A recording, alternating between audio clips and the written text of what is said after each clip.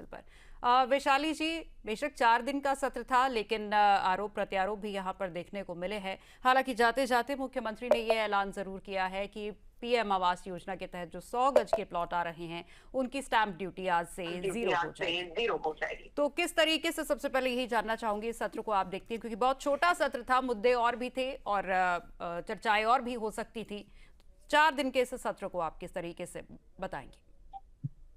नमस्कार। सबसे पहले आपको मेरा सादर नमस्कार और मेरे साथ जुड़े जो प्रवक्ता हैं उनको भी मेरा सादर नमस्कार, और हरियाणा की जनता को वैशाली तोमर का राम राम। आज गणेश जी के इतने शुभ दिन पर मैं सारे विश्ववासियों को गणेश जी की तरफ से उनको नमस्कार करती हूँ और उनका आशीर्वाद पूरे विश्व पर बने, ऐसी मैं उनसे निवेदन और विनती करती हूँ।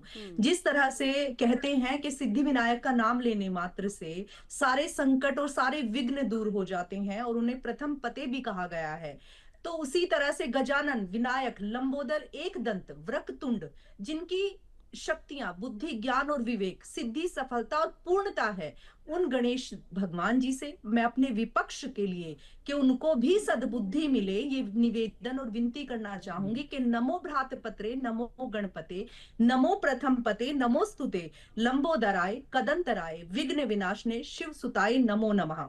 पूर्वा मंत्र सरस्वती मनुभुजे संवादि दैत्य दिनों में नदी नाम च यथा गंगा, देव नाम यथा हरि, शास्त्राते सूचे था गीता तथे शक्ति रूतमा, अष्टमा बुधवारे दुर्गा शोतम विनिर्मितम।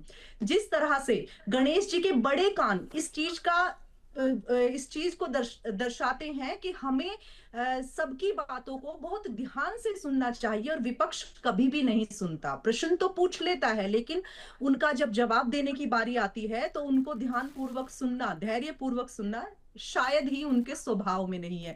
जिस तरह से छोटी आंखें उनकी गणेश जी की एकाग्रता का प्रतीक है, और विपक्ष एकाग्र होकर किसी बात को, चाहे वो देश के विकास की बात क्यों ना हो, उस पर एकाग्रता से मंथन करना, विचार करना, उसको बिल्कुल भी मुझे लगता है कि ये सुहाता नहीं है। जिस तरह से बड़ा पेट धैर्य और सहनशीलता का संदेश देता है, तो मुझे लगता है कि विपक्ष को बहुत ही ज्यादा आवश्यकता है गणेश जी की से प्रार्थना, विनती, पूजा पाठ करने की। और जिस तरह से उनका टूटा हुआ दांत ये बताता है कि त्याग और बलिदान की भावना को दर्शाता है, और प्रत्येक में त्याग और बलिदान की भावना होनी चाहिए, इस चीज को दर्शाता है। तो विपक्ष को यह भी समझने की आवश्यकता है कि ये मातृभूमि ये त्याग भी मांगती है, ये बलिदान भी मांगती है, इस राष्ट्र के लिए, इस तिरंगे के लिए, इस मातृभूमि के लिए। हमारे अंदर सिर्फ सत्ता का लालच नहीं होना चाहिए, इस मातृभूमि पे बलिदान होना,